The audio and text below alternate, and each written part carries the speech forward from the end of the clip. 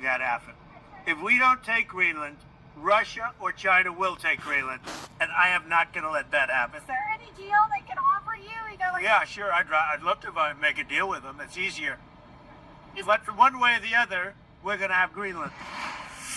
Denmark's Prime Minister Mette Frederiksen has warned that her country is facing a defining crossroads over the future of Greenland after U.S. President Donald Trump once again raised the prospect of taking control of the Arctic territory, including by force.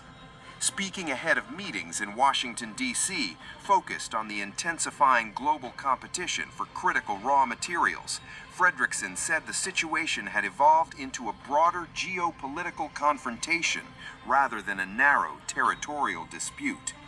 This is a decisive moment, Frederiksen said during a debate with leaders of Denmark's political parties, arguing that the stakes now extend far beyond Greenland alone.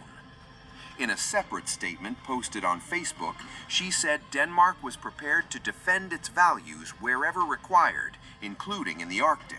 She stressed that Copenhagen remains committed to international law and to the principle that people have the right to determine their.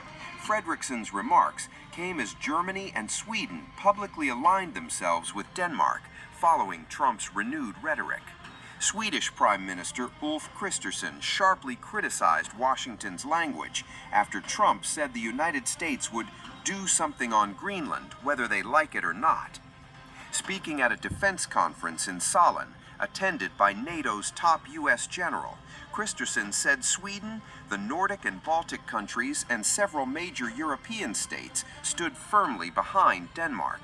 He warned that a U.S. takeover of Greenland would violate international law and could set a dangerous precedent, encouraging similar actions elsewhere. The U.S. administration's threatening rhetoric towards Denmark and Greenland is simultaneously and rightly met with very sharp criticism. Sweden, the Nordic countries, the Baltic states, and several large European nations are jointly standing up for our Danish friends. Instead, the United States ought to be expressing gratitude to Denmark, which throughout all these years has proven to be a truly loyal ally. Germany also reiterated its backing for Denmark and Greenland ahead of diplomatic discussions in Washington.